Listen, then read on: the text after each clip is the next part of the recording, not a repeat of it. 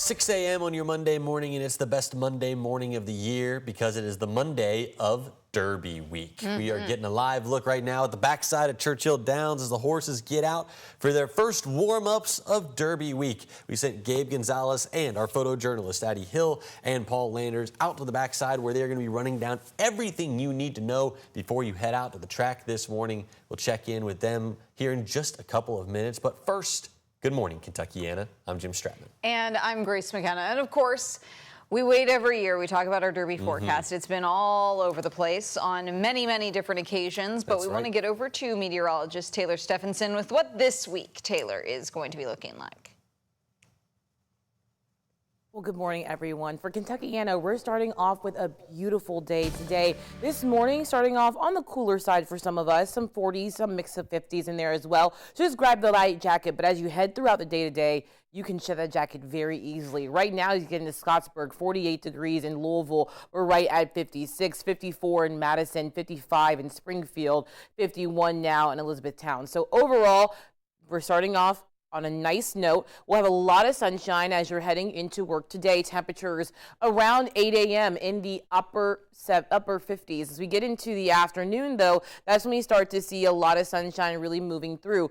Middle 70s right at noon, with sunshine continuing all day long. We'll see a lot of blue sky. We'll see temperatures in those lower 80s, warmer than normal by about 10 degrees. And later on tonight, we'll continue with staying clear with those skies continuing off into the middle 70s. So overall, a really nice day for us. But what we'll see for tomorrow is a big change in weather. It starts off our unsettled pattern where we'll have rain chances every single day from Tuesday through the end of the work week. A few passing clouds this morning, but we're watching out for some severe weather on the horizon for tomorrow, but very clear as you head through the Great Lakes states down into the Mid-South. But tomorrow, here we go, a level 2 out of 5 risk for almost the entire viewing area, including Louisville, up into Seymour, Frankfort, and Jasper. We could see gusty winds, hail, and the possibility of some flash flooding. I break it all down hour by hour in just a few minutes. Back.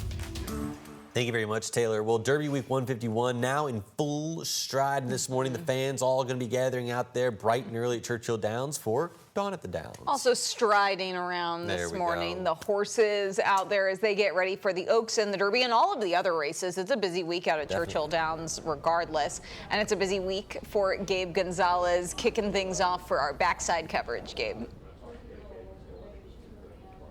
Hey, good morning, Jim and Grace. Yeah, it is started out here at the backside. So many things happening this morning. The horses are out. They are racing. I got to pet one. It's been such a good morning this morning. Check it out. Hopefully some are out here this morning. Yep, there we go. Some of them are racing, getting ready to warm up this morning. Let's talk about some of the details, though, in case you're kind of new like I am. Any horses that you see with a yellow saddle towel, it's a Derby contender, while those with the pink saddle towels are Oaks contenders. The other horses out here this morning will be racing at other points during the week. Now, if you want to get out here, there's still some time. Dawn at the Downs officially starts this morning at 6:45 and goes until 10 o'clock this morning, and it's the same deal tomorrow and Wednesday. People come out here early to get a look at those horses up close before they race and just to have some fun. From 7:15 to 7:30, it's Oaks and Derby horses only out here at the track. Dawn at the Downs, it's free, and you can park without charge in the yellow lot, which is accessible through Kentucky Derby Drive and Longfield Avenue. Now, joining me right now is Katrina Helmer from the Kentucky Derby Museum. Thank you for joining me this morning. Thank you for having me. Isn't this exciting? I feel so, I can't see enough things right now. There's just energy back here. This is my favorite. Exactly, and it's a big year for the museum as well. It really is. This is our 40th anniversary. So today, 40 years ago, we opened for the very first time to the public. So this is our birthday. We're the big 4-0 now, which is really fun. Well, I'm glad you're here talking to me this morning. And what can we expect? What's new this year? So the Kentucky Derby Museum always likes to go ahead and go big each year and redo or create a brand new exhibit. This year we redid our 360-degree movie, which we are known for all around the world. Yeah. And I actually brought a fun little gift for you, a nod to the 80s. This is a viewfinder toy, and we put in some really fun scenes of the greatest race over the years, and you can enjoy, and it gives you just a little bit of a nostalgia, right? And the history of it is pretty amazing too. I mean, you have all the way 2015 up to 2024 in here. This is awesome. Thank you so much for bringing me this. Thank you for joining me this morning.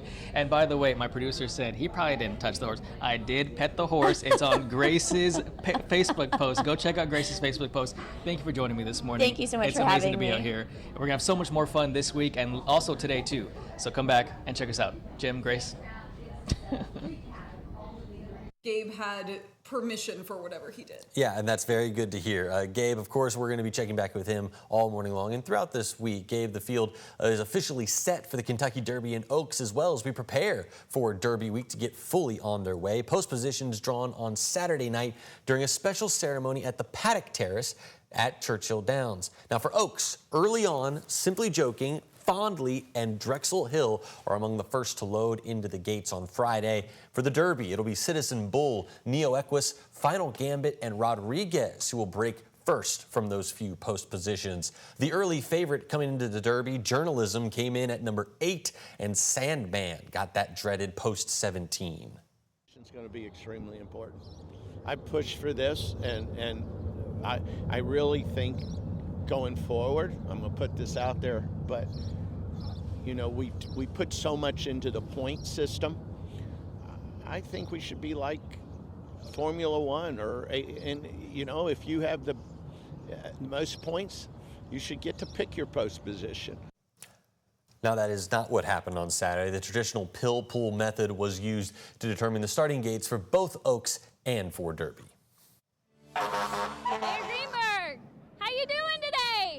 Great, wonderful parade, beautiful weather. Sunshine and a crowd of thousands greeted the 70th annual Pegasus Parade. Folks filled West Broadway Saturday to watch the kickoff to Derby week.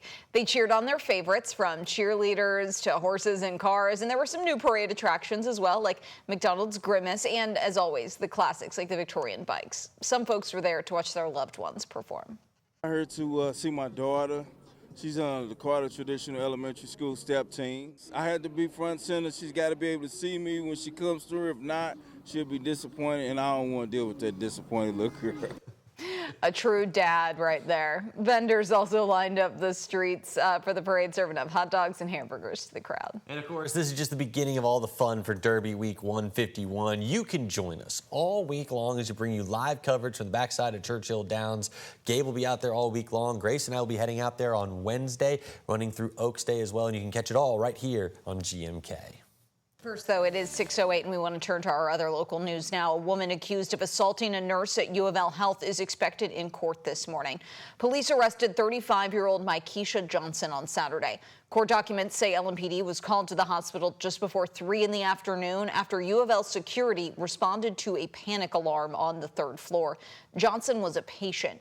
She was caught on surveillance footage coming behind the nurse and choking her as the nurse was conducting rounds. Police say Johnson then threw the nurse to the ground and repeatedly hit her. Police say 2 mental health techs attempted to help the nurse and stop the assault until security arrived. Johnson was arrested after her discharge. According to court documents, she admitted to the assault and said she was angry staff was taking too long to discharge her, so she assaulted the first person available. She's due in court this morning at 9. A former LMPD detective is scheduled to be sentenced this week. Kelly Goodlet pleaded guilty to federal conspiracy charge in the Breonna Taylor case back in 2022. Now, in that plea agreement, she says that she conspired with Joshua Janes to create a falsified search warrant for Breonna Taylor's apartment and then worked together to cover it up, misleading federal investigators. She faces a maximum sentence of 5 years in federal prison, along with a $250,000 fine and 3 years of supervision after her release. Goodlet is expected in court this Tuesday. Teamsters are returning to work today at Caesars Southern Indiana. The group ended its strike yesterday after approving a new 5-year contract. The contract covers members of Teamsters Local 89 and operating engineers Local 399 who work at the casino, and was passed by an overwhelming majority. It includes 401k benefits, a $1,500 bonus, and raises. The Teamsters call it a historic contract. The group was on strike for a total of 13 days.